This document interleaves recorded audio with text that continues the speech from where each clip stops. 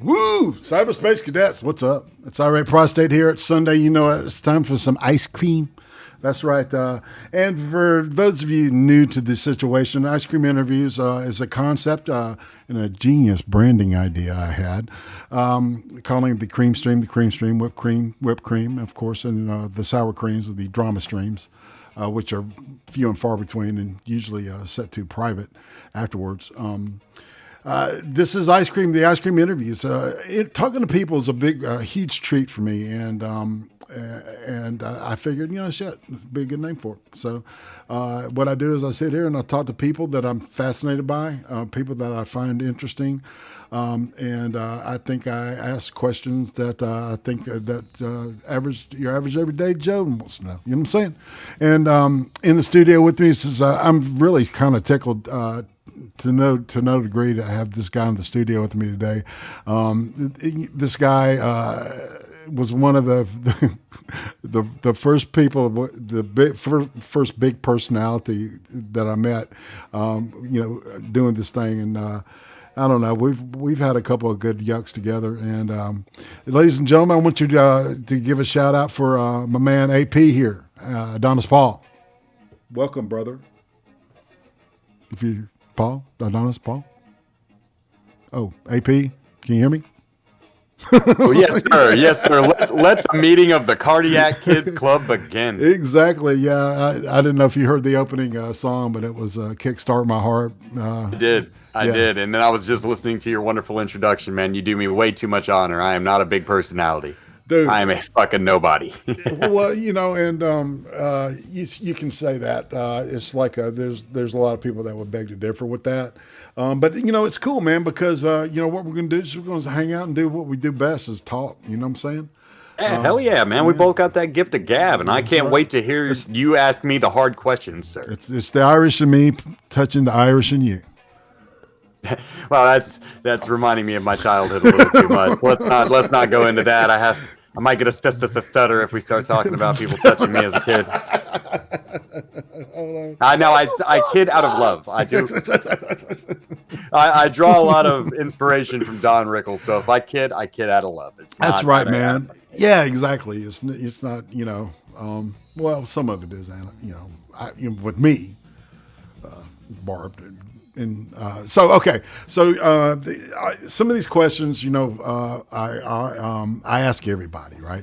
How long, it's like, how long have you been on YouTube, and what was the main reason that you decided to get into YouTube? Years, and I was a fan of a lot of YouTubers before I got on YouTube. It's something I always wanted to do, and I was working with Gasly in the office. And we just would have sometimes downtime in the afternoon. So I started making little videos. This was back in like 2015 when like Kekistan and shit was big. Right. So I started doing the KNN thing, and I was just like, hey man, if you're gonna be doing this in my fucking office, using my electricity and my fucking internet and shit, then you better be fucking kicking something up. So I was like, hey man, do you want to how about? And he was like, well, why don't we just do this all under the Gulf City thing? And that's how that all got started. Cool. Yeah, I remember. And it started really with just meme videos, like when we dropped the Moab. Like a fucking just one of those giant Mario Brothers fucking bullets hitting the ground. Like, that's really how it kind of started. Yeah, and you kind of echo that in your show nowadays, don't you? With the M-bomb. M-bomb. See, everybody loves that shit. Yep, that's one of my favorites, man, because it's a $100 donation. AP wins. Fatality. But yeah, and there's more of that coming. I've been neglecting, to be honest, putting new kills and stuff in the show until last night. I ran into a little bit of a creative lull. That'll happen, and then now it kind of kicked back in. And I was like, you know what, man? If Donga's going to be just taking little pick shots at me when I'm not messing with him at all, I'm going to pick back. Well, you know why? And I'm going to show him what it feels like to be punched in the face by a fucking jester. Yeah. Because there's nothing a dude like him will... I was going to say... I'm busy doing things that are relevant. Because he's busy. I don't... If you think that being a fucking indie worker in Piedmont, Alabama at a fucking $10 a night promotion is fucking relevancy, God bless you, sir. Enjoy your life. You are living on fucking rookie difficulty, my friend. Indeed. So, okay. All right. What's the concept behind your persona? How much of AP is the real you, aka Johnny Mac? That's a hard question. That's a harder. The easy answer is 50-50. The real answer is probably closer to 80-20. AP is what I would like. Like that personality that I'll draw from that. Like when I'm on dates, when I'm in a bar and I'm alone and I want to like meet somebody to hang out with or something. I'll kind of go into the AP personality where I'll talk faster and be a more funny, fucking awesome guy. Right. Humor in it. Okay. I don't actually want to shoot fucking slaves in the fucking head in real life, you know. But hey, who knows? If the New Zealand shooter would have seen a show like mine where he could just pay $2 to kill Arabs, we may not have had that tragedy happen, my friend. So, like, as far as like, do I own slaves? No, I don't own slaves. But I do think it's funny to shoot them. That is 100% genuine, dude. Because in my opinion, man, racism is funny. Like when I was a kid, I grew up on the black comedians who could use racism and make it fucking funny. And make no mistake, dude, it was racism. And it was just such a taboo to do that same humor but flip it around. And so that's what I kind of started doing. And I'm blessed to live in a place where, for instance, if to my town and started playing that My Name's Eddie Worski and I Hate Niggers song, he may have gotten in a fight, but more likely he probably would have made some friends.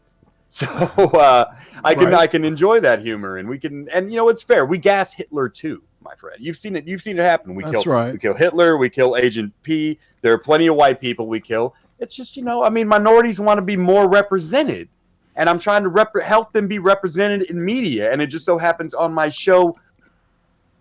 And that doesn't mean you're not being represented. We're going to get some gay people, some trans people in there. We're going to be killing just everybody. Some Jews. Don't get mad. You want to be represented in media. If you want to be in every fucking entertainment product, my Jewish friends, I'm going to fucking help you. I'm going to put you in mine. We're going to gas you right there next to Hitler, goddammit. I heard that, man. You know, I remember the first comedy album that I actually bought was That Nigger's Crazy by Richard Pryor.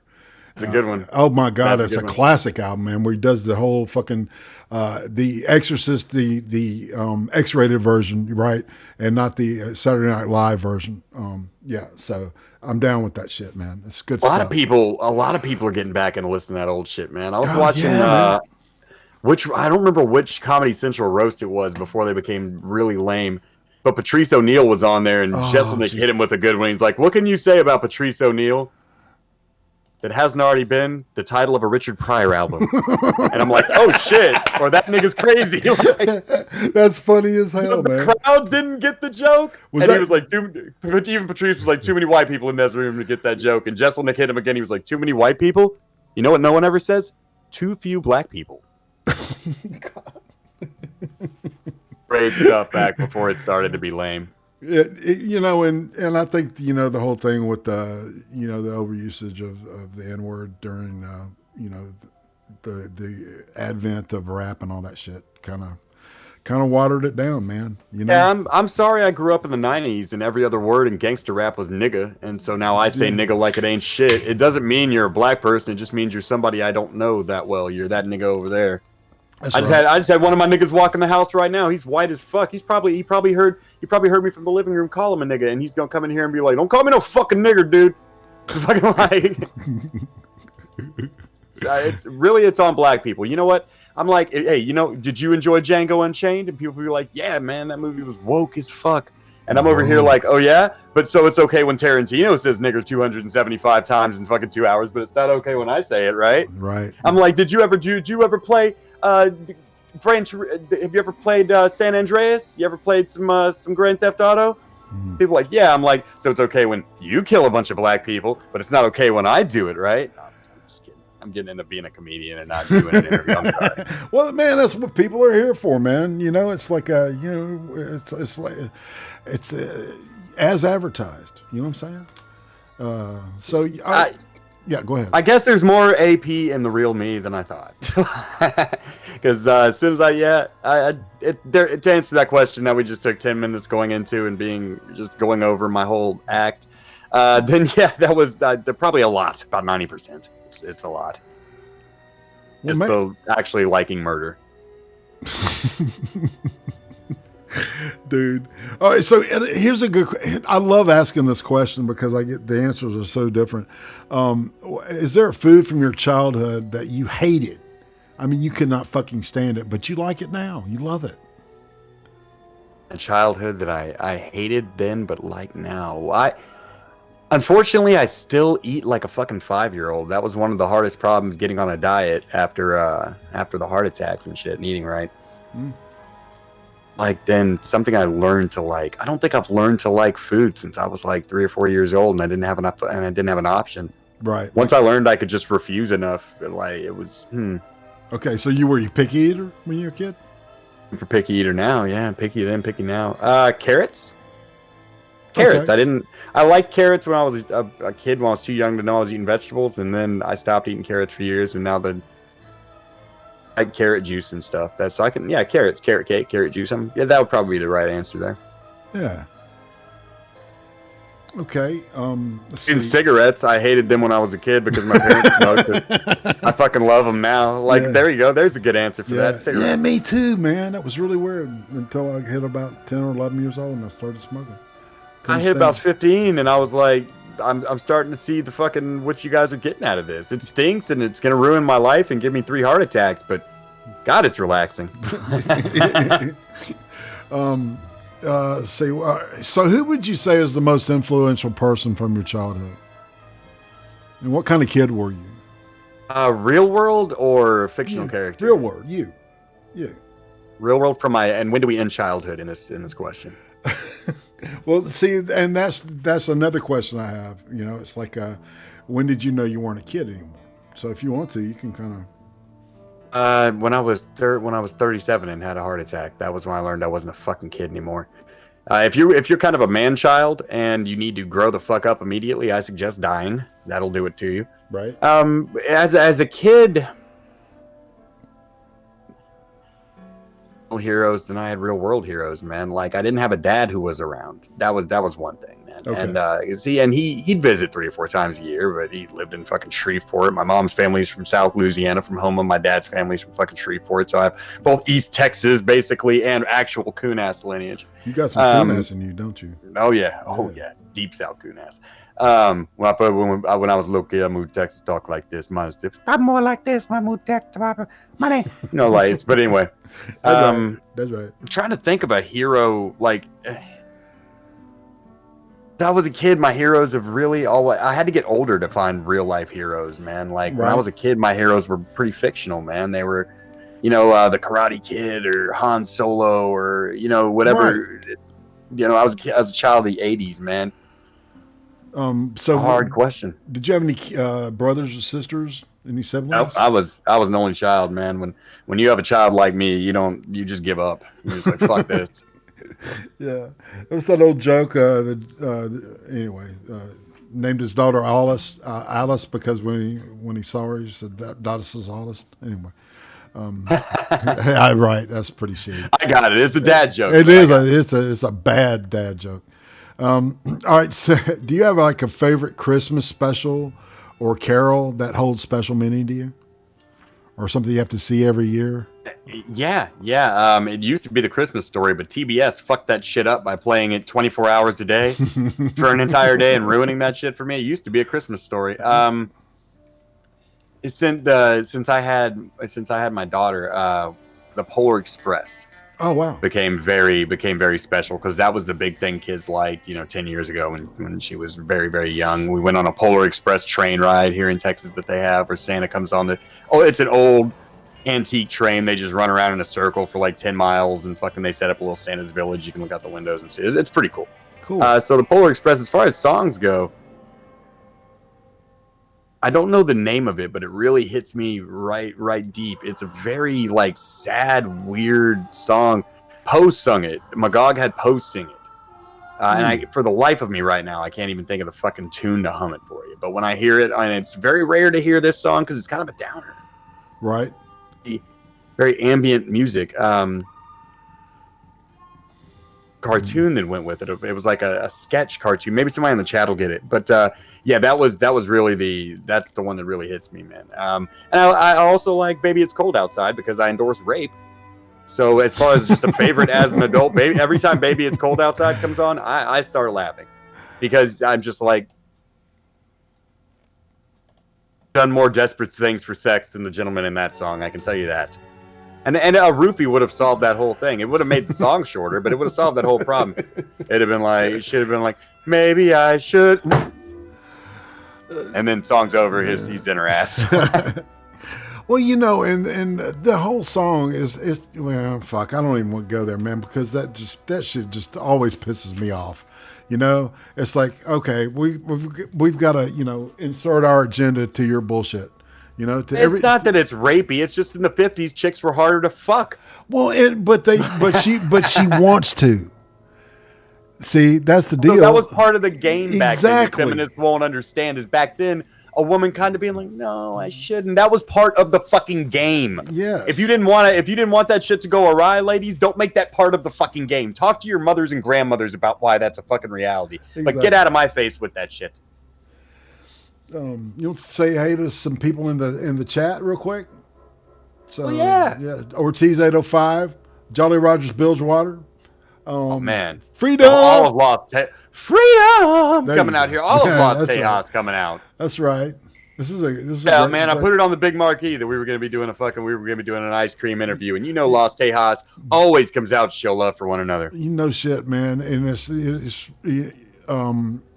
it's interesting because when you announced last night that on your show that we're going to do this, I swear to God, I got 10 subs immediately. It was awesome. crazy. I'm glad that I'm actually relevant enough to give someone some kind of bump. Yeah, I'm getting like I'm under 250 to hit the 1K mark finally. Oh fuck yeah, you deserve it more than anybody. Everybody here, if you haven't subscribed to IRATE Prostate, subscribe to his ass right now. Go on Twitter, please retweet this interview so all of the good people get to know all of my fucking secrets. And when you have no secrets to hide, you can live out in the sunlight. Look at Tonka living underground like a goddamn ninja turtle, like an evil ninja turtle that runs from fights instead of being a fucking hero under Master Splinter and all that shit. You could walk in the sunlight if you just submit to the Church of Jesus Christ, not a bitch made nigga, get the bitch slapped out of you, and learn to just have a sense of humor about yourselves, guys. That's if you are laughing at yourself, no one can hurt you. You know why Tonka can never get over on me? Because I'm just gonna laugh back at him, no matter what he says. He could be like, "Hey man, I found out in 1976 your mom sucked a black guy's dick." I'm gonna be like, "Mom, no! Mom, disavow my own mother." Like, I don't give a fuck what you say, Tonka. Like, disavow. That's right, man. Let's see. Notice I said that very carefully because I was born in 81, so I wanted to make sure that I didn't say in 1980 she did that shit, or else some terrible rumors could get started about me out there. Okay, I've got a couple of time travel questions. This is one of them. All right, if you could talk to yourself at the age of 8, what would you say to young? Go to college and do good in school and take care of your teeth, you dumb piece of shit. Slap. Okay. Brush them fucking teeth. Go to college. None of that. I'm going to go to work for a couple of years, get some money, get my life started, and then fucking go back to no. Go to fucking college, take care of your fucking teeth, and do better in fucking high school. Quit squid. It's important. It's not important. Fucking AP. It's something you've got to do for the credential purposes. So just go. Don't skip school. It's like a fucking job. Just be there for 8 hours. Don't worry about what's going on. Get high behind the fucking gym. And fucking shut the fuck up. Stop being an asshole. That's what I tell myself. I don't know, man. I wouldn't. Okay. You mean, yeah. All right. In school. Yeah. Yeah, exactly. Well, what was your most memorable, embarrassing episode at school?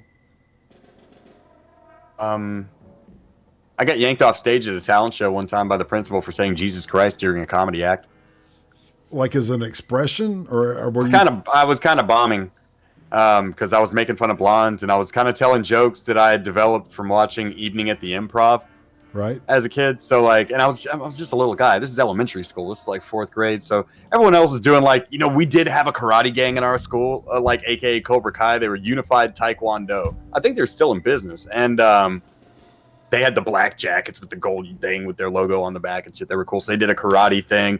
And then somebody else, people were just doing real talent shit. And I went up there and told jokes. And a couple people laughed, but I mostly bombed because it was an elementary school and their parents' audience, and I was telling jokes from Evening at the Improv that were probably they weren't inappropriate. Like, I wasn't saying fuck, but I was being like, do you know why blondes wear shoulder pads? So they don't hurt their ears when they go, I don't know, and bounce their head off their shoulders. That's funny shit. I get it, man. At one time I said, tough crowd, Jesus Christ. And the principal came on stage. She grabbed me by the back of the fucking shirt and pulled me off that fucking little stage it was in like the cafeteria, it was elementary school. Right. But there was a stage like where we could put on programs and shit. And then I got reamed for saying Jesus Christ of all the things that I did. I did not sweep the leg, cynical. Unfortunately, I didn't see the bitch coming. But Miss Rigamonti is dead now, and they named the school after her. So. Yeah, I was going to say, is that fuck, Miss Reynolds? That was my kindergarten teacher, Miss Rigamonti. I was going to say, was that a private school or was that a public school? Well, I'm a product of public school education, if there ever was one. I feel you, man. Let's say hi to Philip Daniel out there and J. Fuck Trudeau P. All right, your brother from another Canada.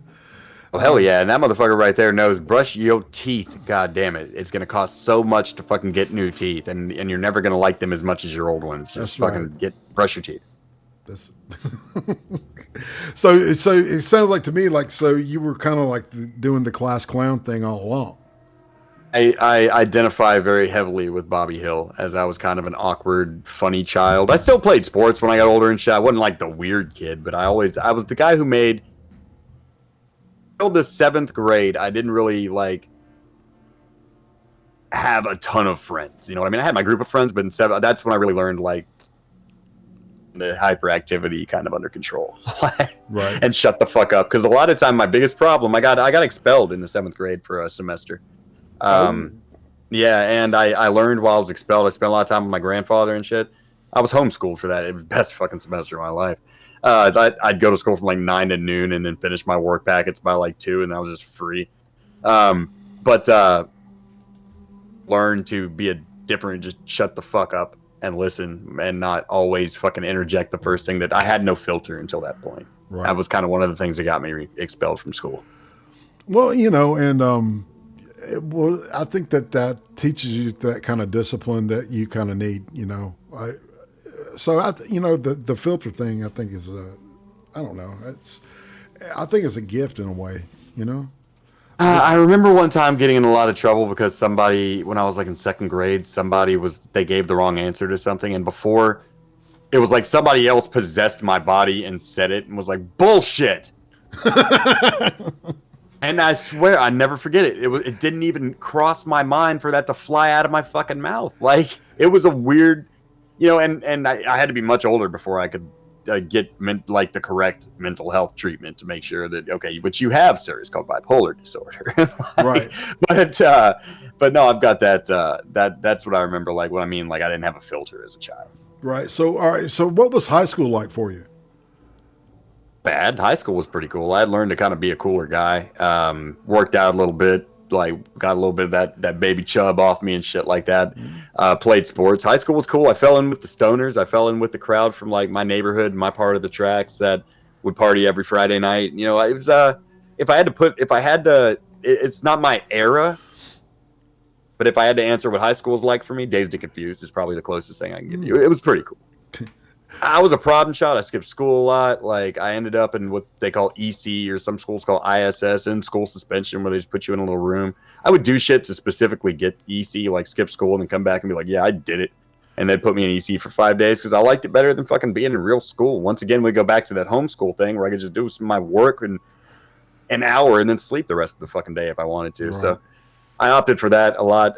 But as far as social life in high school, not really bad. I had one bully, call a bully, for the whole time, and we got into 2 fist fights, and and he chased me out of a fucking an all ages club at one point in downtown. And yeah, but that was he had a bunch of skinheads with him that day. That was well after high school. Yeah. But yeah, I didn't have a hard, terrible time of it. All right, so do you plan on going to your 20-year reunion? It's getting about that time, isn't it? No. Yeah, my 20-year, it's actually going to be this year. They have not reached out to me. Fuck them, and I don't give a fuck. I know it's always, man. I'll tell you this right now. It's run by those popular dicks that you didn't want to associate with back then. It was run by the preppies we used to kick the shit out of, and one or two of them would show up at the right fucking field party, and we'd be like, "All right, who's gonna go beat the fucking shit out of Brad over there?" Like, right, dude. I hung out with rednecks who got high and got drunk on the fucking weekend, and they were, but not like rednecks, like. Just rock and roll, and you know, people like rock and roll. They also like country, and they also like gangster rap, dude. It was a weird time in the '90s to be a kid. All right, why don't you describe the first time you got fucked up? First time I got fucked up, like physically, or like on weed? No, just on any kind of chemical. Oh, first time I got fucked up on anything. I've been getting fucked up since. Let's see. You think I'd remember the first time? I remember the first time I smoked weed and it worked. So I smoked weed the first time, and it was like just a dried leaf that my buddy had, and he crushed it up in a like a pipe that he had made out of a fucking light bulb, and we smoked it, and nothing happened except for me being like afraid I was gonna get addicted, because it was during that whole like just say no campaign. You know, that's right. I didn't know. I just knew what I saw on TV. And then and again, this is the 90s, guys. Don't bust my balls too bad. We were rollerblading one day, and a buddy of mine had some weed.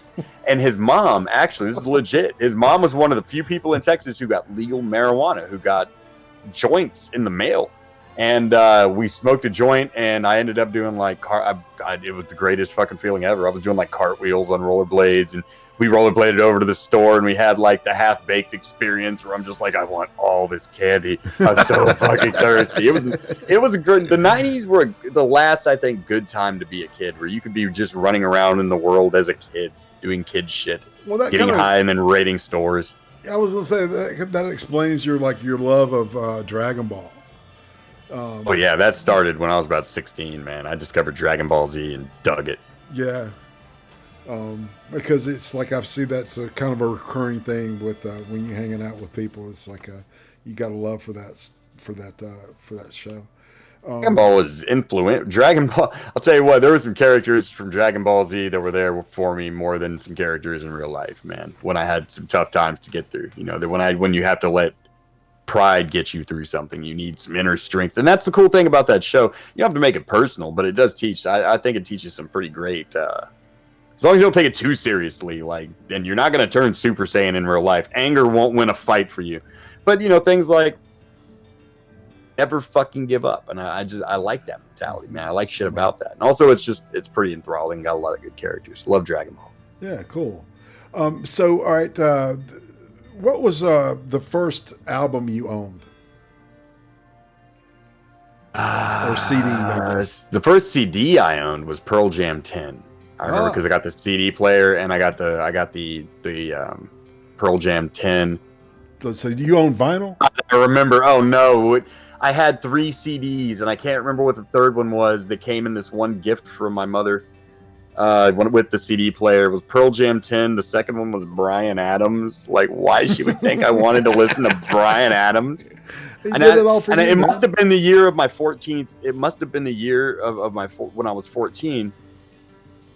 Friend, me and her had a song that was off that fucking album, but I can't remember for the life. It was the one from Robin Hood.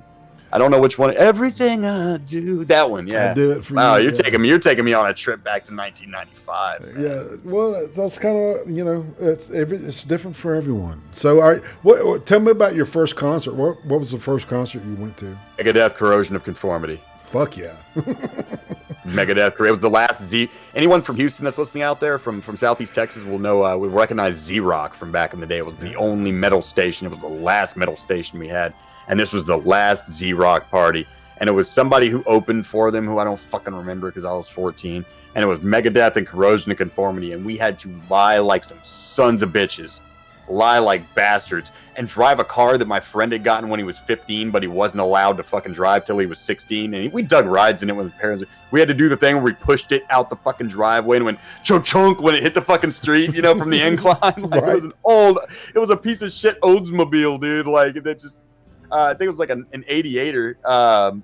And we did, and we pulled it off too. To this day, nobody ever knows we went to that concert, parent wise. We told everybody else, but yeah. Good fucking show. or anything like that. I didn't get hurt at a concert until I went to Korn a year later, and I ended up headbutting a friend of mine, and it split my eye wide open. Oh, dude.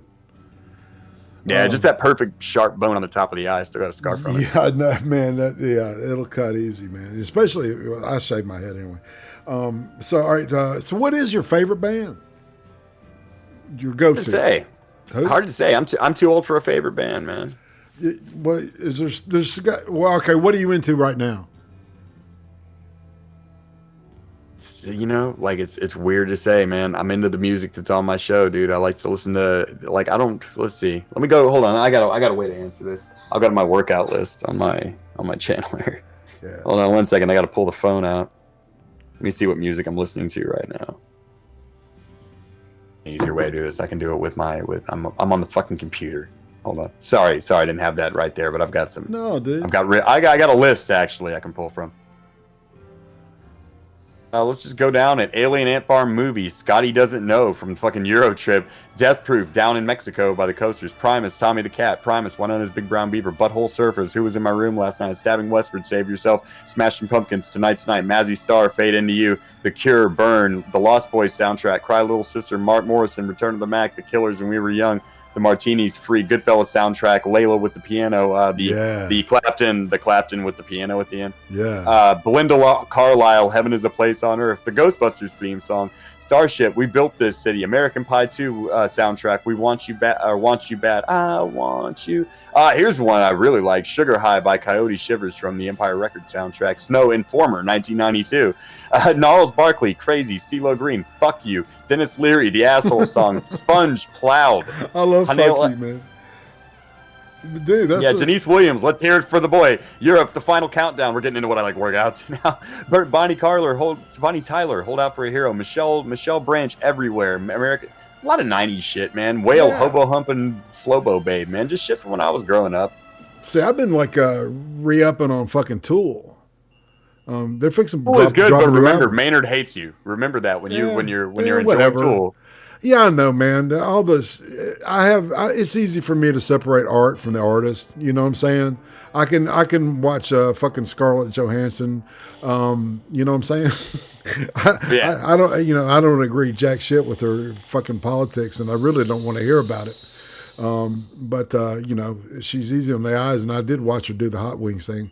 I was going to do a whole right before we started about hot wings. In my youth, I've run marathons just to look at a bitch's ass for a good long time, dude. Like, I didn't even know there was a marathon. I just was chasing after this booty, and at the end, they gave me a fucking silver medal, and I'm like, okay, cool. Fuck, since we're talking about first, man, you want to talk about your first girlfriend? First girlfriend, or the first girl that I put some dick to? Both. Okay, my first girlfriend was and these are I'm just gonna use first names, but these are very 90s first names, so that's why I'm gonna use them. My first girlfriend was a girl named Christy. Very nice girl. She let me touch her nipple one time toward the end of our relationship.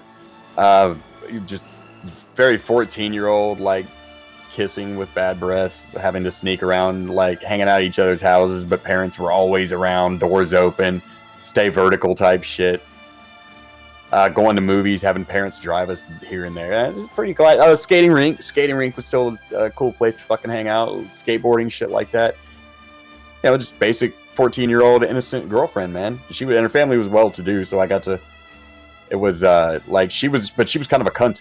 Because at 14 years old, I remember somebody drove down their street they didn't recognize, and she yelled. She like chase the car, screaming, "This is a private street! This is a private street!" Like, I was like, oh man, this is a bitch. But I still dated her for another 2 months because at 14, your options are limited.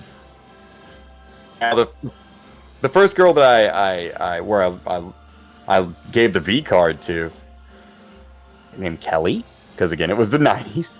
And that happened after having to date her for like 6 or 7 minutes.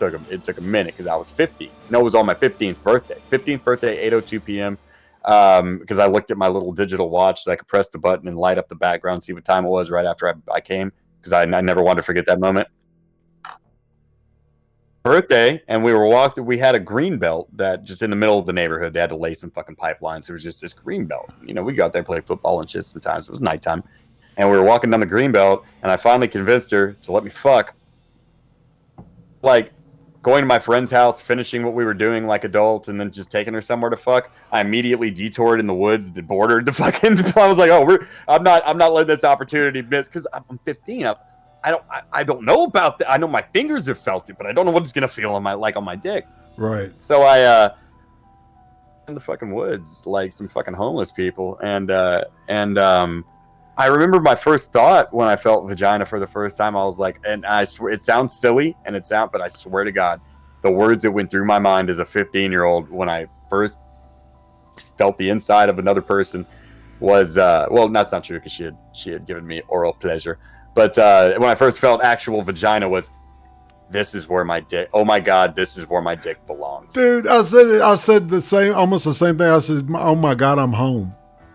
Yes, you know, yes, dude, it's like that was. I was like, something in your brain knows that's where your dick belongs, exactly, and when you touch it, you're like, yeah, this is it. Like it activates your heterosexuality. That's right. And then you come, and then you're like, I'm sorry, I thought it was gonna take longer than that, and the girl has to spend the rest of her time that night telling you that it'll get better.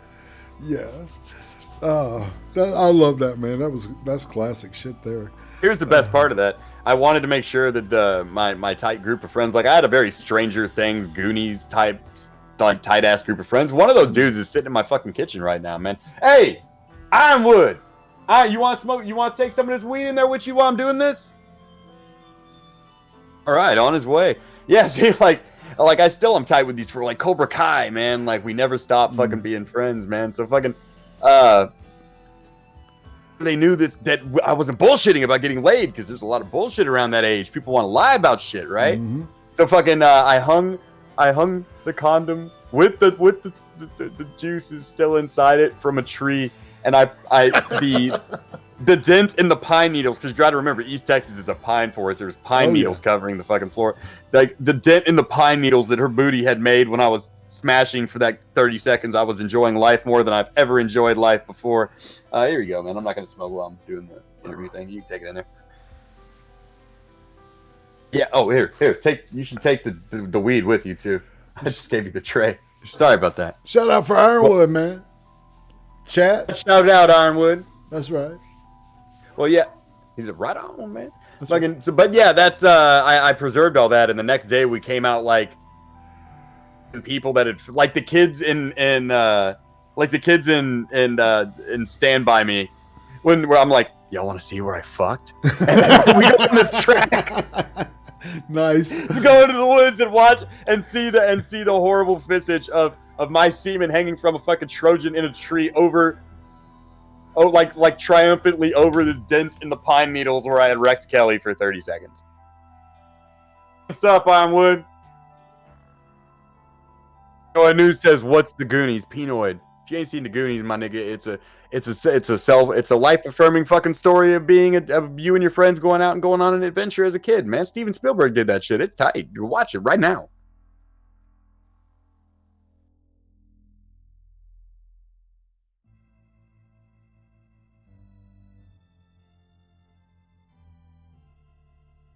The Goonies is another one of those things as a kid that was big in the 80s, man. Goonies never die. Like, all we wanted to do was go on an adventure through a catacomb and find a pirate ship.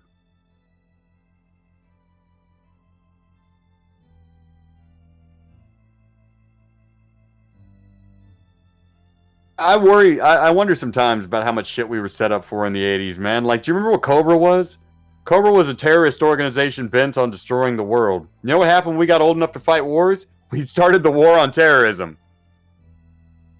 Accustomed as children to terrorists being the enemies. And as soon as my generation hit 18 years old, war on terror. I like it. I think that's good planning from the Bush administration, if you ask me.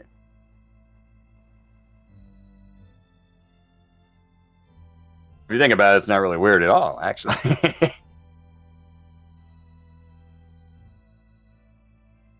They're saying they're only getting audio from me right now, sir. You are not getting audio. Fuck. You may be muted. There you go. I must have muted myself. God damn it.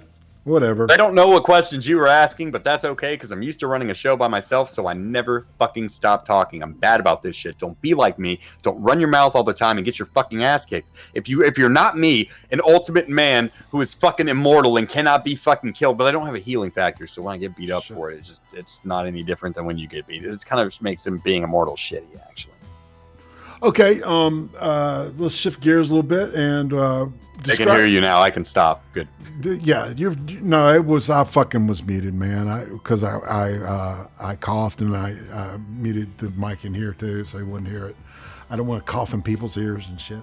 It's rude. I think it's rude too. Yes. So all right. Let's see. Describe the best day of your life to date. I had an answer for that yesterday. I was just thinking about what the best day of my life was. I don't want to give you dead air. That's tough. I've had some good fucking days. We got a little music playing in the background. So as a child, the best day of my life is when me and my buddy, my best friend, we flew up to Dallas to go. My dad lived in Dallas for a while, and I would see him more. And we were teenagers, and we went to Six Flags on like a Tuesday morning. Six Flags over Texas. Right. There was just no one there, and we got to just do multiple fucking rides. We would just be like, no, we're gonna go ahead and stay on flashback and ride it again. And there wasn't people in lines. They were just like, cool, hit the button. Go for it. We had the run of Six Flags over Texas. That was cool. And I was with my dad, and I was a teen. I didn't really see him a lot, so that was a pretty awesome day. Cool. My child being born, of course, it was as an adult was a pretty awesome day. But I was thinking about there was one day a little bit better than that, and I can't quite remember where it was. I'm gonna go with my child being born as an adult and that day at Six Flags when I was a kid. Those are best days. Cool. All right. So tell me about your relationship with the mother of your child. Is there any funny story you want to share about early parenthood? I do have a funny, yeah, I absolutely do. Well, to preface that is one of the things that's kind of different from AP and me, where AP is still super mad at his ex-wife. Like me and my ex-wife made peace a couple of years ago. It took some years to get there. Yeah. What AP describes, and maybe I'm like venting some frustration from those years, because she was a cunt. But a story of being a new parent. One I think of that my ex-wife fucking hates that I tell, so I tell it all the time to the kids. When she had first had our newborn, and my newborn was on the bed, like in a little papoose, and she was on our bed and stuff. We keep an eye on her. A newborn throws up out of nowhere. She just pukes up, milk, and then this smell hits me. That's the most putrid smell I've ever fucking smelt in my life. Not from throwing up. I may have thrown up a little bit, like a little like acid reflux vomit. But what I do is I grab the comforter off the bed. Well, first I remove the child from the bed, and then I grab the comforter off the bed, and I go throw it in the fucking washer with the remote, my Dish Network remote control. I'll never forget that. I didn't have a fucking remote for my dish receiver for a few weeks in my bedroom for that shit. That sucked. A little bit later, and this was the most putrid smell to this day I have ever fucking smelled. Well, what I didn't know is that after a woman has a baby, it jars a lot of things loose in the colon and everything down there. Oh. And what had happened was my wife had what other women in the chat who've had children will probably know is and after just having a baby fart. A baby fart will make your baby puke. First of all, it was so bad when it hit the child. It was coming from across the room. It hit the child first. She puked. Then it hit me. And I thought it was the child's puke that was that fucking smell. So my wife got off the hook for a minute. But once it was all said and done, I just finally asked her if she farted. And she had to explain. No, I think I was like, is baby puke always that bad? And she's like, it wasn't baby puke. And she had to explain that after women have babies, the worst fucking, they're rancid. They're terrible things. There's terrible things happen inside their bodies. Whatever, maybe I had twins and didn't know and one died and she queefed. I don't know if it was the worst thing I've ever smelled in my life. She's embarrassed of this story. And if she just kind of had an inkling of who I was on YouTube and she was just trying to check up today to see if it was confirmed, it is me. And I just told the fucking you farted and made our newborn fucking puke story on the internet, and it's never going away. That's you until the end of time. Right. Eternal. And that's why I do this shit, man. Because it's going to last forever. You know what I'm saying? That's right. That's right. It's kind of like if a guy sucks a dick. Whatever you do, go become president after that day. Let's say your name's Joe and you went and sucked one dick in college. You didn't like it. You disavowed it. You never did it again. You were drunk. You were on fucking crocodile or some shit. It wasn't your fucking fault. You were taken advantage of. You were raped. Whatever happens in your life from that point, you could cure cancer. You could become president. You are Joe the cocksucker until the end of your fucking days. Exactly. Everybody knows. And then your own These head. blood thinners are working like a motherfucker. Like my cat just kind of hooked me with a claw, and I am bleeding my ass off from it, little motherfucker. Damn. Well, all right. So this kind of, we're sliding into what was the worst day of your life. What's caused you the most pain? Oh, wow.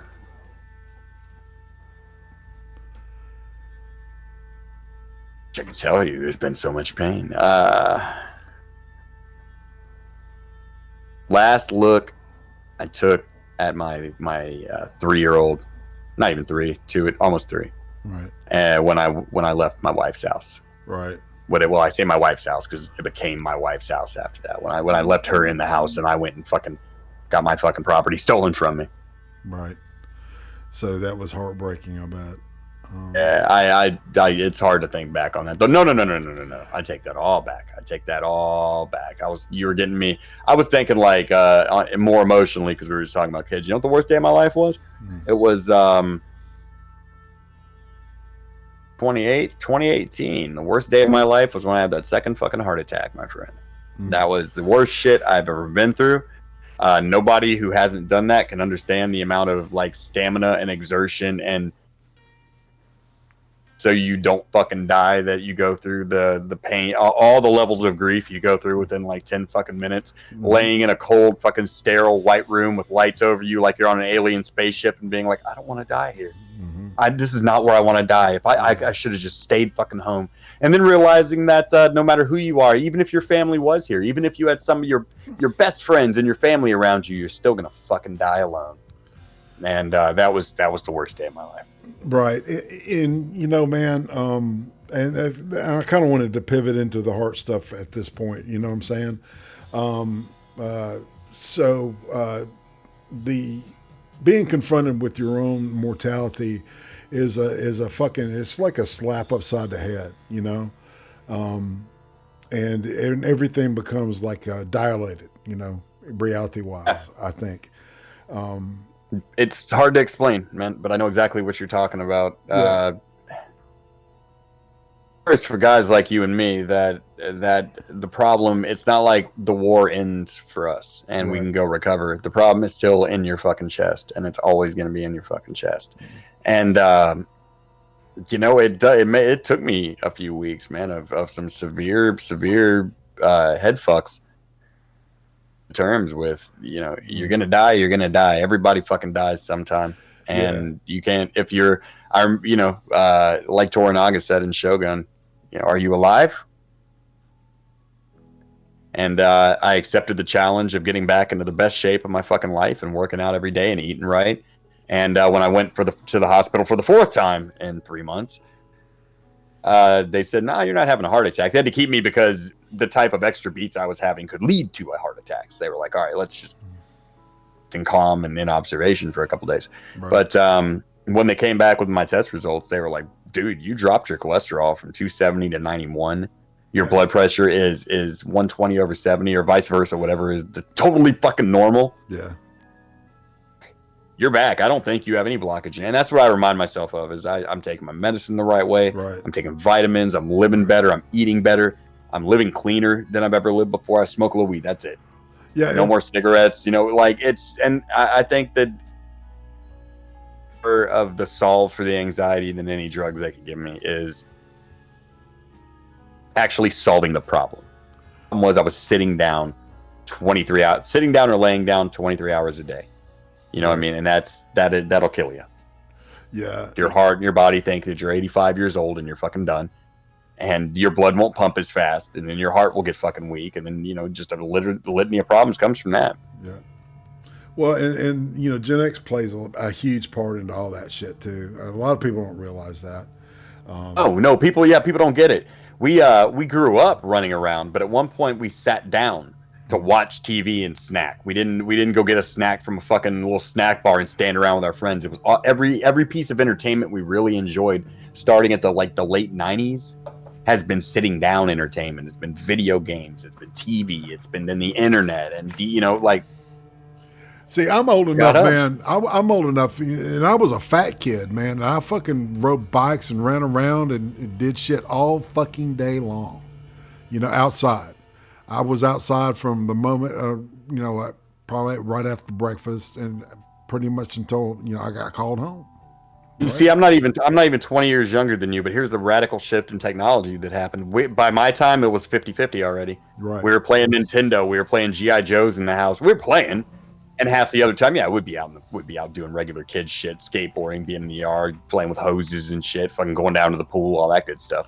I was blessed enough to live in the fucking suburbs, man, where I got to have like that Sandlot experience in Texas, where it was.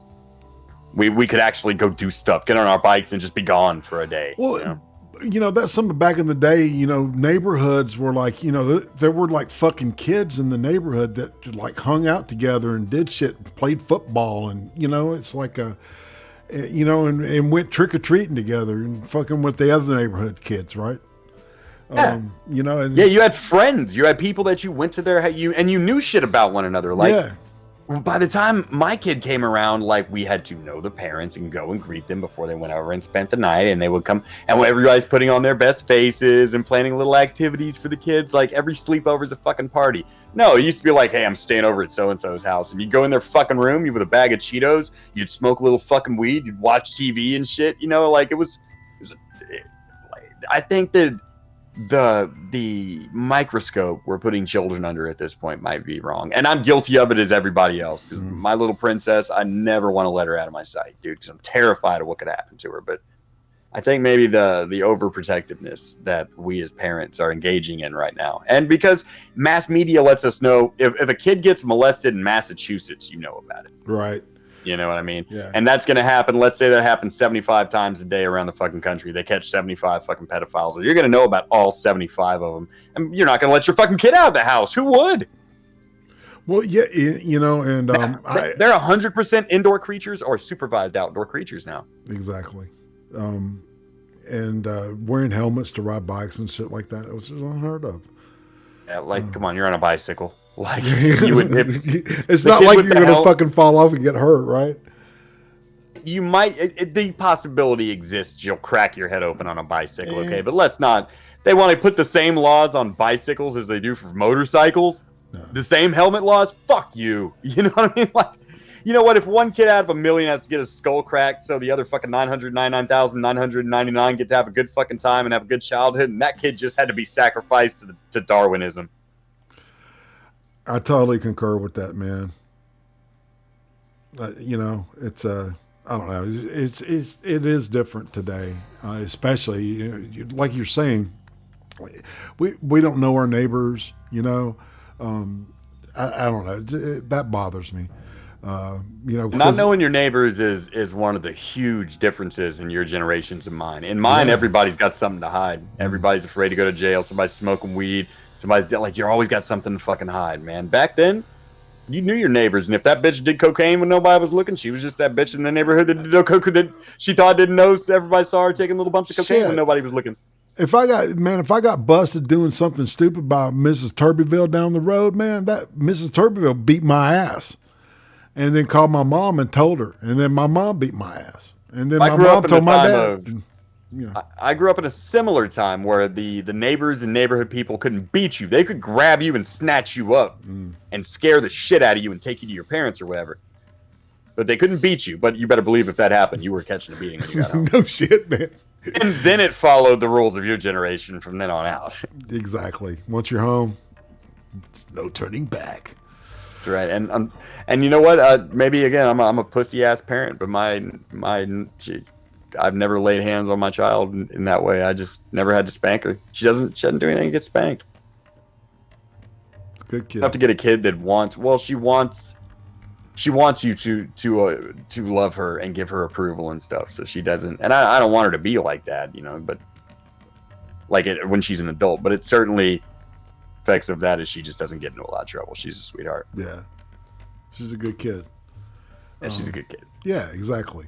And that's I think, you know, especially if you've got a girl, that's you know, you couldn't ask for anything more. Oh, little girls are such a blessing, man. Like they want to do is hang out with you and teach you how to love and teach you how to smile and just do shit that's so sweet that no matter how fucking much of a hard ass you are, just fucking you're crying on the inside. Yeah, yeah.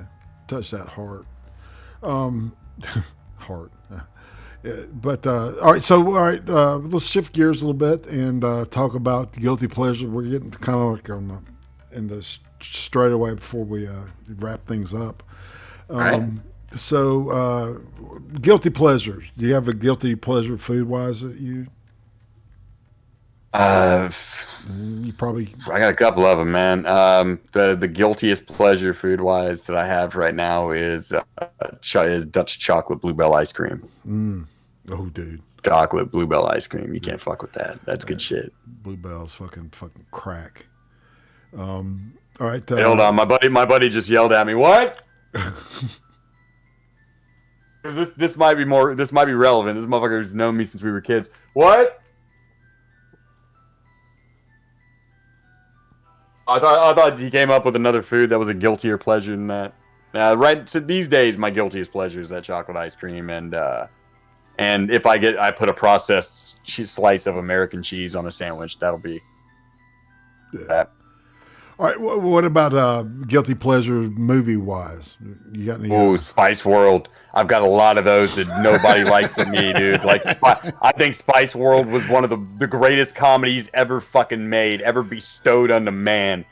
Like, you can hate their music, you can hate the Spice Girls, but watch Spice World and you'll be like, I get it now. Exactly. They're the only funny women ever. Holy shit. That, what else do I like that everybody else hates? Anakin Skywalker. I like the Anakin Skywalker character, and everyone fucking hates him. I like Episode 3. I thought the writing was really weak on the dialogue. You know, other than that, you know, the arc made sense. You know, they ran through it a little too fast. Exactly. But I mean, Anakin's like people like Anakin's a little fucking emo bitch, and I'm like, he's supposed to be a little emo bitch. That's the character. Let me run through my movies right now and see which ones would be guilty pleasures. I'm got pretty awesome taste in movies. Let's see. I love mine is one of mine is Santos versus the Aztec Mummy. His old That's pretty cool, actually. Mexican wrestler, man. Yeah, it's funny. It's great shit. It's black and white, of course. Yeah, let's see. A guilty pleasure movie, like, so it can't be good. Like, it can't be something people like. Otherwise, well, you know, it depends. You know, it's like some mass merch stuff is, you know, that a lot of people like. I consider shit. You know what I'm saying? That's just me. Hey, man, The Great White Hype was, I think that was a great movie. Everyone fucking hates that. Varsity Blues, unless you're from Texas, you'll never know how true that fucking movie is. Bebe's Kids is funny to me and nobody else. That's probably true. Munchie is the guiltiest pleasure movie that I like. Munchie. There you go. Okay. Right answer found. I've got to watch these now. The stuff that I haven't seen. I start with Spice World, dude. Yeah. When you're done, you'll be like, down with that shit. Just don't take it seriously. Just pretend you've never heard of the fucking Spice Girls before, and it'll be the greatest comedy coming out of Britain since Monty Python. Sounds like something fun to get stoned and just chill out and watch. See, right wing BDSM guy, Don't Be a Menace isn't guilty pleasure because that movie's fucking great. It's a great God, man, and fucking I'm gonna get you, sucker. Shit. Oh, Tommy, you killed my brother. He was my only brother. In the Blitz. Why did you do that shit, baby? Man, we friends of Junebug. Shit, I love that fucking movie. That's a great film. That's One Red. Yeah, that's a classic flick, man. Shit. Good stuff, man. Let's see. What's a common misconception that people have about you? I'm white. I'm actually a very, very black man. Oh, okay. Well, that makes sense. That's not gonna work out. People have seen me in real life. Okay. Question about me. I think people might think that when they see the show for the first time, they think that it's a show 100% about like just like this motherfucker just hates everybody. He's just this racist, evil fucking bastard who doesn't even give people a fucking chance. Who like if a black man moved down the street and just barbecued and loved football and he'd hate him anyway, just even though he was being a normal fucking person. That might be a little more extreme than who the real guy is. But that's. I don't know, man. I've never heard many misconceptions about me. I've heard some fucking lies told out of a fucking low-rated morning show host. But hold on a second. I wouldn't call those misconceptions as much as I would just call them flat-out lies. I don't know. Oh my god! Oh yeah, cat fights in the morning. That's right. That's right. All right. I totally lost the question. WDED, dead air. Dead air. That's right. So this one. That's. Do we really have to listen to actual clips from the Kumite during the show? Come on. Yeah. Well, I asked Tonka to join us, but I'm busy doing things that are relevant. So got you. Yeah, wrestling on a Sunday afternoon. Yeah, that's wrestle, man. With chubby dudes. That's right. All right. So we got the misconception. Let's see. If you could go back in time and change one thing, what would you change?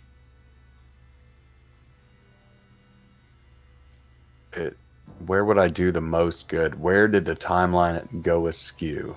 Oh, dude. I would go back in time. If I could go back in time and change one thing, to worry about making peace with the Russians and worry about making some kind of ceasefire with the Russians and invading and taking Africa instead and letting Rommel go from where he was all the way down to the Cape of Magellan, motherfucker, the tippity tip of South Africa.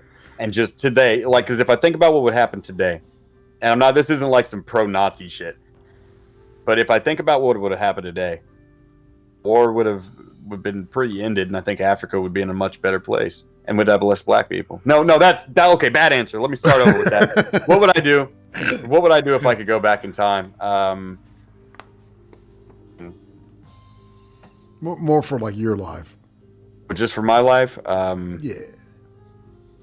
I do that thing we talked about in the beginning, and I would go back and snatch myself up at 8 years old and tell me to fucking take care of my teeth and stay in school. Right.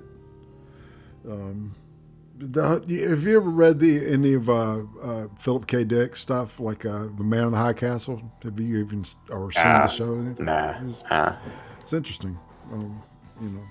Talk about that maybe. You know what I think about a lot, IRATE, is if I could go back in time and steal other people's intellectual properties before they thought about it. Like classic movies and classic songs and shit. I'd be like, no, I'd love to have a time machine and go back and I would make Pulp Fiction. You know what I mean? Like, I would be so fucking rich. If I just had that I would go back and sing all of Michael Jackson's fucking songs. Fuck him.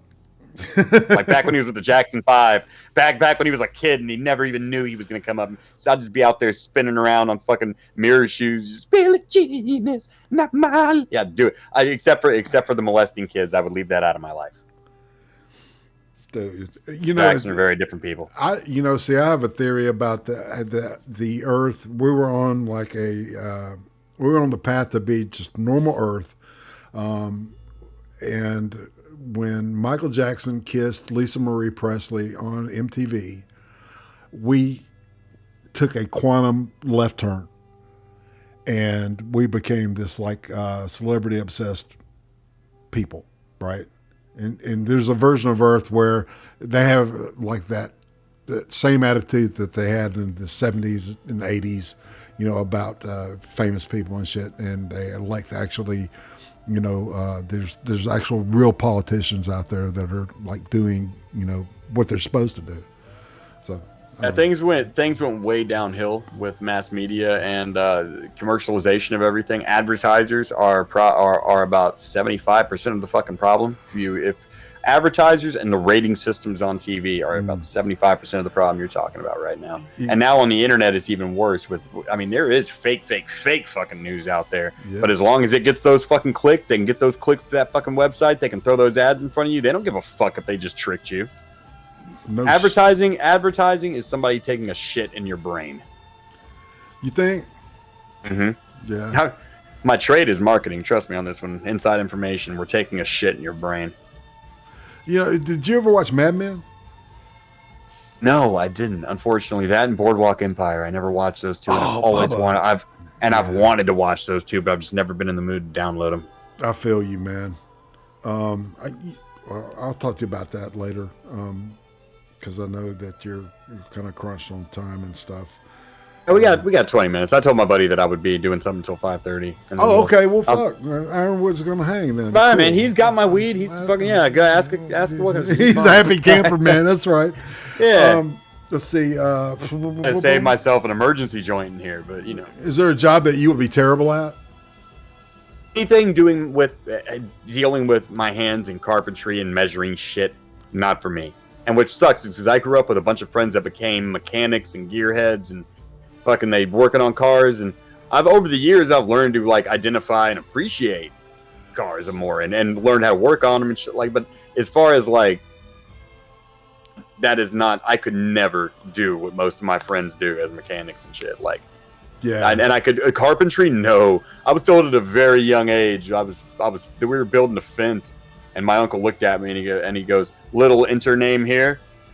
You need whatever you do in life. You need to find a job that does not have a hammer or a saw in your hand." I took that advice to heart, and I've done relatively well. This microphone has served me well as a good job, and I like it, and I'm gonna keep doing it as long as I can. And when my run's at its end, I'm not gonna act like a bitch and have a shitty morning show. I'm just gonna say goodbye. That's right.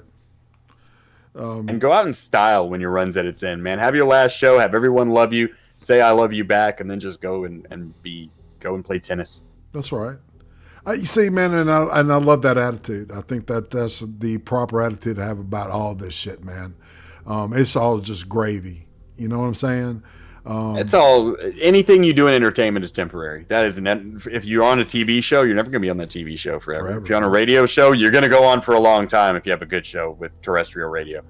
But as far as streaming and shit, this is more dangerous than any of that shit. Yeah, no shit. Like man. you have a barrier between you and your audience when you're on TV or the radio. There's no barrier. Those motherfuckers in the chat will kill you. Mm-hmm. let somebody find out something about you. You know what I mean? Like that you didn't want found out. They'll be in the chat telling everybody. Yeah. That's why chat always wins. That's why at least twice in my show I remind the chat that they are fucking in charge. And when they want me gone, I'm out. Well, speaking of the devil, chat, please hit that like button. Please share this fucking interview, man, because this is fucking gold, I think. You're doing a great job, man. I appreciate you, just taking your time and just chilling with me. Speaking of muscle cars, what is your favorite old school muscle car? If you had your druthers. I have a great answer for that. Go for it. I want to say... one second. I'm much into muscle cars.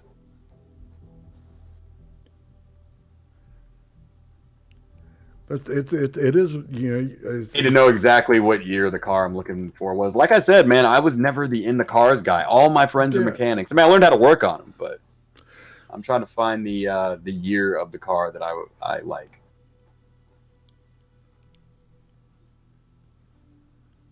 There we go. You found it? Okay. I don't know what year the Shelby AC Cobra I'm looking at was. The right-hand drive. Oh, wow. Dude. I can't. I'm having trouble finding the year. Let me go to visit page. Yeah. Nice. I'm a GTO guy. 68. Oh, nice. 1965 Shelby Cobra. Fuck yes. That would be the car. Oh, my God. If I just could pick any car just to fucking ride around in and have my buddies mod up and fucking... Oh, hell yeah. That would be it. Yep. I had driving a fucking Indy car everywhere. Nice. The Cobra, that Cobra was gorgeous. I'm not a super big like car, like know every make and model of car, dude. But I know like which cars I've seen. I'm like, I want that motherfucker. Yeah, it's this like chicks, man. You know what you like when you see it. You know, you may not know her name, but fuck, you know. But right, I know I want to be in there. Exactly. Yeah, exactly. Yeah. You want to be in the driver's seat, don't you? I may not know her name, but I know that's the one I want to be in the driver's seat for. Exactly. Let's see. We'll put a steering wheel on my cock so she can be driving me nuts. You get it? Ah! Bubba. So, do you have like a favorite piece of clothing, like a shirt or something? This is my favorite shirt. Shit. I think my favorite shirt is the one my boy Ironwood got me that's sitting in the fucking getting high in my fucking kitchen right now. It's like a muscle shirt, even though I haven't started bulking up yet. I've just been running and trying to do cardiovascular shit. But I'm starting on the upper body, so I'll be ready. But it's just got Rocky at the top of the stairs. It says, you know, it's just like that scene from Rocky at the art museum. I like that shit. I like wearing Rocky shit because like no one can say anything about it, but everyone who walks by knows it's kind of covertly racist. Like black man in a Rocky shirt, you see it in his eyes. You know what I mean? Then I just always like the Rocky films. I even like Rocky 5. That's another guilty pleasure movie you asked for. Well, I don't think Rocky 5 was as bad as everybody else does. Rocky 1 is, I consider that one, it's like a low budget masterpiece, man. Rocky 2 was the high budget masterpiece. It was the Terminator 2. It made Rocky 1 look like a bitch. Well, but but he had more money, right? And so he could invest more time in the script and shit. But Rocky 1 was by no doubt perfect bookends, man. They really are. Yeah, no doubt. And then they just went off the rails with Rocky 3. They were like, "Fuck it, we can make some money off this franchise." Yeah, it's just let's get Hulk Hogan in on it. Right, The Godfather, same fucking thing, man. The guys that are at WrestleMania this year, Hulk Hogan and Mr. T, let's put them in a movie together. Huh? Yeah, that's the ticket. I imagine all movie executives talk. Let's see. What is a clip or a story on Blunt Stream that just blew your fucking mind, or still gets a laugh out of you, man, when you think about it? The most recent one that was like that is the crackhead with his finger in his ass. That was holding a crackhead, the crack pipe in the other hand, and this dude walks up and was like, "Say, nigga, what are you doing? It's 30 degrees outside. Why are you out here butt naked with your hand in your ass holding a crack pipe?" And he's just, the honesty off the crackhead blew me away. It was like, "Nigga, I'm trying to get fucked." Dude. You're holding a fucking crack pipe with two fingers in your ass, butt naked at 3 a.m. And he's like, "Yeah, nigga, I'm trying to get fucked. You trying to fuck?" And he's like, nah, I'm cool, man. I ain't trying. Like, that was 500 extra views on that video. I know. Didn't you like play that like 3 times, man? That was just so fucking funny. Yeah, it was worth it. It was. While you find a nugget of pure gold in the shit mining on the internet, I have to go through every day to find these videos. Yeah, and I added some clips to the CREEM stream too, so I'm kind of doing the similar thing because I just love it. I had a crack addict in Atlanta, right, running across the street, like it wasn't buck naked, but he was running, and the dude was like, "What's this fucking bullshit?" And he said, do a flip, and the motherfucker did a flip mid stride and landed, and he kept running. Man, it was funny as shit. Crackheads, they're nimble people. There is, man. If you're a crackhead and you're over the age of 35, you're a fucking survivor, man. You gotta be a survivor ass, nimble ass motherfucker to go to break into a bunch of places to steal copper and shit. You gotta go in through the fucking air ducts and all that, man. Man, I met a 68-year-old crackhead one time, man. I'm just saying, okay. Ow. Yeah, wow, crack should have killed him long ago. Exactly, man. No shit. No, don't do not cocaine. No, negative. So who would you say, talking about our neighborhood or the YouTubers and all that shit, who would you say is a criminally undersubscribed YouTuber? Me. Who? Me. I'm criminally undersubscribed myself. Oh, absolutely. I totally agree with that. Answer? Would you like a more humble answer that bumped somebody that really deserves it? Yeah. Tom P. Tom P. really deserves I met Tom P. a long time ago, man. I've always just liked his take. Bubba, you gave him a fucking springboard because that's where I met Tom. Was like I saw him, on your show first. People gave me a springboard, man. You wouldn't believe like how YouTube used to be compared to how it is now. You know that's Hey, right. creators hit me up and they're like, man, yeah, you've got talent, man. You should keep doing this. I'm gonna fucking give you a bump on my show. Black Pigeon Speaks was the first one to give me a real bump on KNN. Oh wow. Warski was instrumental in that. Tonka even wasn't. I mean, just we all tried to help each other out before it became IBS. Yeah, man, and it was like it became this drama thing, and inevitably, if you do drama, you end up eating the people that are closest to you. You have to, right? Eventually, there'll be no one else to hit, and you're like those two guys stuck in the Arctic, looking at each other, fucking seeing, like, making plots on how you're going to eat the other guy. Yeah, it was like Chris and Polly Walnuts when they fucking had the van that ran out of gas in the woods and shit. You remember that on The Sopranos? Oh yeah, that's right. Well, it wasn't Tommy Walnuts. It was It was Chrissy and Paulie. It was Paulie. It was Paulie and Chrissy. Yeah. Oh, Paulie Walnuts. Yeah, I forgot they called him Paulie Walnuts. Yeah. Yeah, it was Chrissy and Paulie got stuck in the. Yeah, I remember that was a great episode. Dude, man. But that's a great analogy, though. You're absolutely right, because exactly. They wanted to kill each other at the end. They were, and that's not that. Well, that was kind of their relationship. Remember the time they brained that fucking waiter like in the back of the restaurant, who came after him because they didn't tip him, so he just hit him with a brick, and then Paulie shot him, and problem over. You know what I mean? That dude looked legit, didn't he, man? That Paulie. Oh yeah. Oh, Paulie and who was the other one that was just legit as shit? And he took over for a while Tony stepped out. Oh yeah, you're talking about Ralphie? Nah, it wasn't Ralphie. Ralphie was a psycho. The one he was always a good dude. Silvio, yeah, man. That's right. That's the name. He's all like, oh, every time they want to come get some popcorn headlines, go ahead. Put me in cuffs. Last time you arrested me, my soup was still warm when I got home. Love that fucking guy. That guy was part of how I came up with the the fucking Gulf City guy. I can't even remember him now. The mobster. Yeah.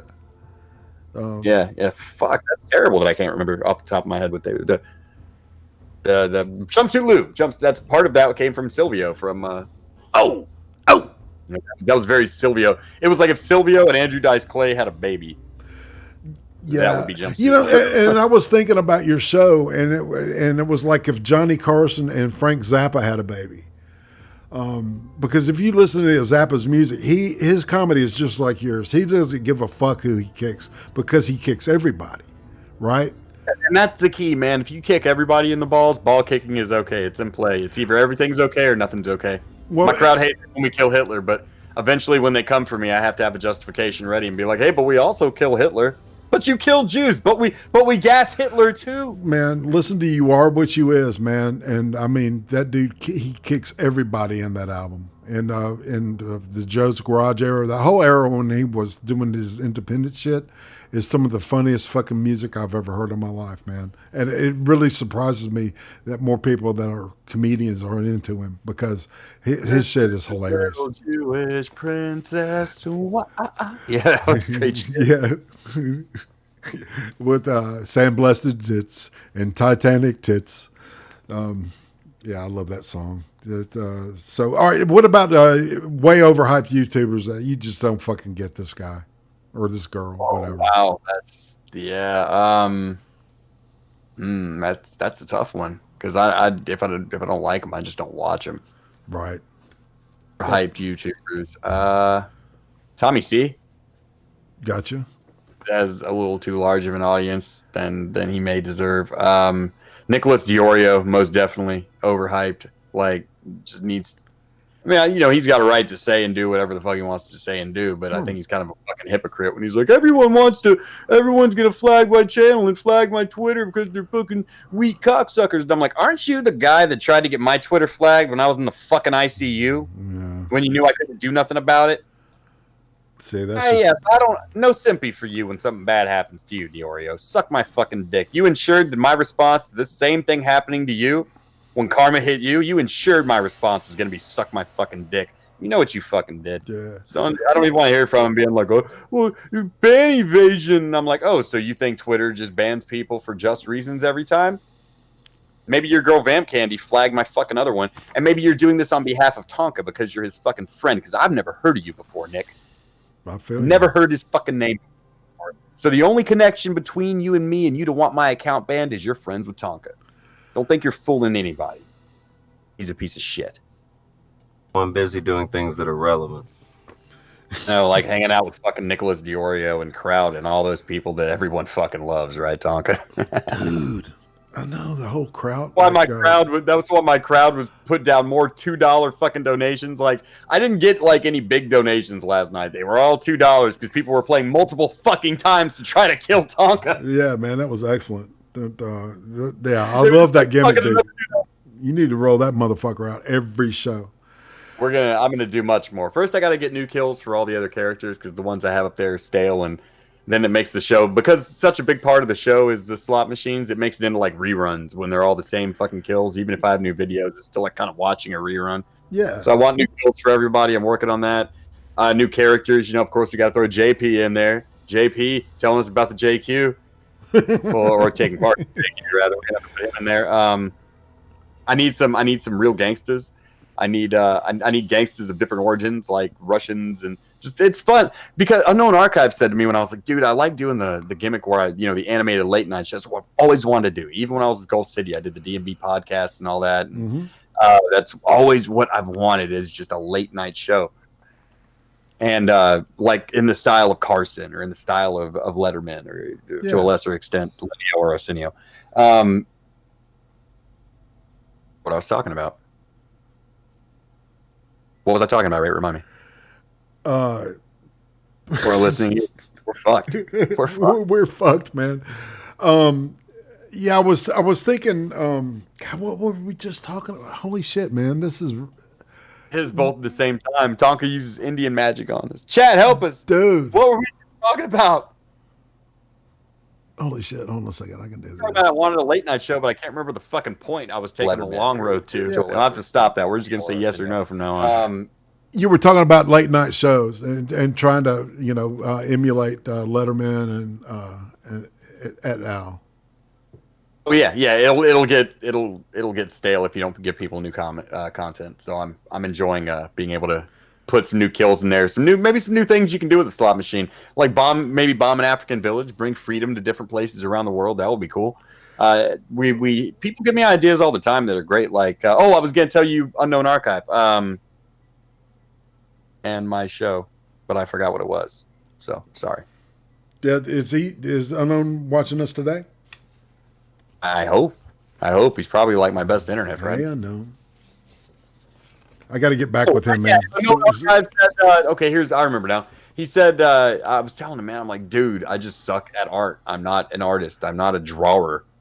And he's like, well, maybe that should just be your fucking thing, is that you're just bad at fucking art. And I was like, okay, we'll give that a try. So I just took the AP puppet and drew hair on it and drew a Hitler mustache on it. It was fantastic, man. It's still great. Works. That's just the advice I get from other people. Give credit where credit's due. Tonka's the one who gave me the idea to start the Blunt stream back up after the Gulf City thing. Credit where credit's due. He said, that was on him. So not gonna became a bitch, and he ended up on the Blunt stream getting killed. So it's double-edged sword sometimes. I don't know what to say. Right. So shit, man. This is Jesus. This is talk about good timing. Before we part, it's tradition, of course, to show your channel. Blunt Stream, we got all the info is in the description, but please, sir, only you can sell you. Do that in my own words, IRATE Prostate, and thank you very much. I want everybody out there who is already not subscribed to the Adonis Paul channel to do so now, and I want to see you in the crowd at the Blunt Stream in Los Tejas, Tuesdays, Thursdays, and Saturdays at 11 p.m. from now on. I'm going to try to get back 11 or 11:30, depending on how much content I have for the fucking show, but we're always there. We're always having a good time. It is the best show that's not currently being watched on YouTube. You need to bring your ass there. We murder minorities. We murder Tonka. We do it every fucking night. I am the only guy who literally gets paid to kill minorities these days. Come and be a part of that. That's right. And my production. I want to end the show, honestly. It's been almost 4 hours. But I just got back. Let's go. I don't give a shit! So apparently it's time to go. Time to go. That's right. About 4 months ago. See what happens when you don't listen to her? Exactly. exactly. So, man, I want to thank you so much. This has been one of the most watched shows that I've had so far, and I appreciate you taking time out of your awesome busy schedule, man, and sharing some of your love with us, man. It's awesome, and you know what? I'm gonna go get. I don't know if it's that busy of a schedule here on a Sunday, but I'm about to go get high with my buddy. I feel you, man, and we got to get together, and you got to convince me that Kurt Cobain was murdered. I'm just reminding you of that, okay? All right. Me, we're gonna bang out a day to do that. It was Sunday this week. This week we're gonna bang out a day to do it. As long as it's not Tuesday, Thursday, or Saturday. Yeah, I should. So let's get in the DMs. I'm gonna hop out of here as soon as we're done because I'm ignoring my guest. But yeah, we could do that this week. Cool. All right. Short stream. All right. I've got it all. I've made this argument, and I've never failed except for with you and Unknown Archive to convince the person. Okay. Well, and on that note, it's time for us to split. So say goodbye to the lovely chat. That's been awesome. Chat, love you all. Bingo. Me too, man. Pants Ninja, I see you. And on that note, this is IRATE saying I'm OUT. See y'all next week with Madwoman Muses, also known as Maddie. Every week on Friday, 10 p.m. Eastern, the CREEM stream, the weekly world news for YouTube. Sundays, 5 p.m. Eastern, the ice cream interviews, fascinating people, fascinating people. Thursdays, 8 p.m. Eastern, hot takes with the Butter Baron, watching horrible shit so you don't have to. Subscribe to IRATE Prostate now.